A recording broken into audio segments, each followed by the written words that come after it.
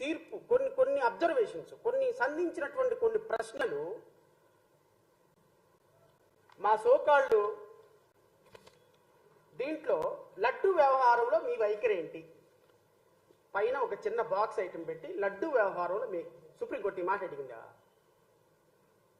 Supreme court ఒక్క మాట అడిగిందా? లడ్డు వ్యవహారంలో మీ వైఖరి ఏంటి అని అడిగిందా కేంద్ర ప్రభుత్వాన్ని?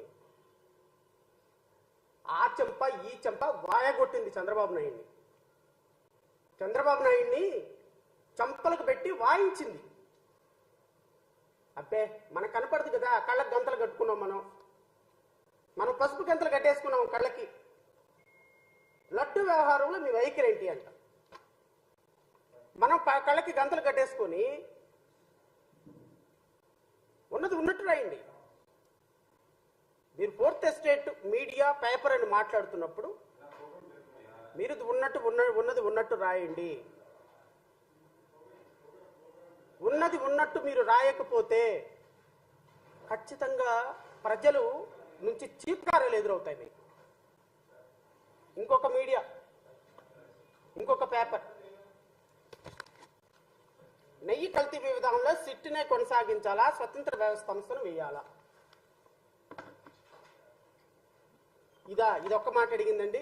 ఇది ఒక అంతర్జాతీయ పేపర్. ఈ పేపర్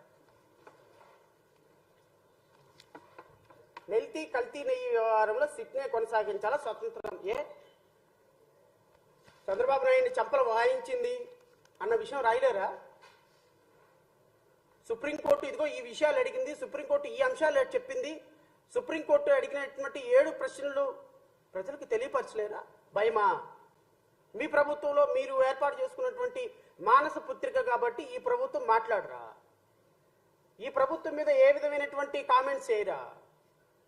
సుప్రీంకోర్టు న్యాయమూర్తులు మాట్లాడినటువంటి ఏ కామెంట్ కూడా ప్రజలకు చేరకూడదా? సూడో జర్నలిస్టులను పెట్టుకొని డిబేట్లు స్టార్ట్ చేస్తారా?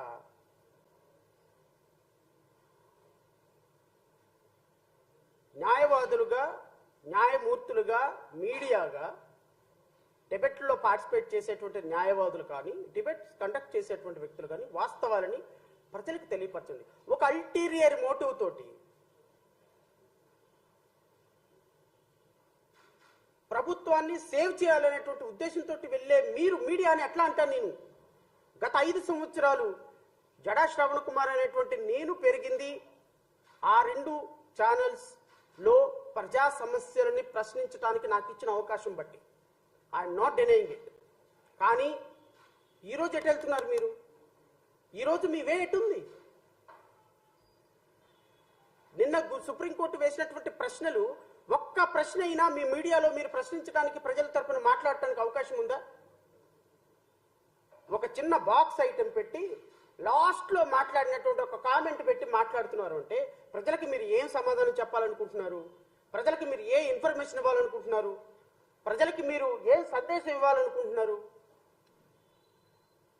గౌరవ సుప్రీంకోర్టు మాట్లాడినటువంటి మాటలు కూడా కనీసం ప్రజలకు చేరనీయకుండా మీరు మీ ప్రభుత్వాన్ని ఒక పొత్తిళ్లలో బిడ్డలాగా కాపాడుకుంటున్నటువంటి మీకు టెర్రరిస్టులకి ఇంకేమైనా తేడా ఉందా?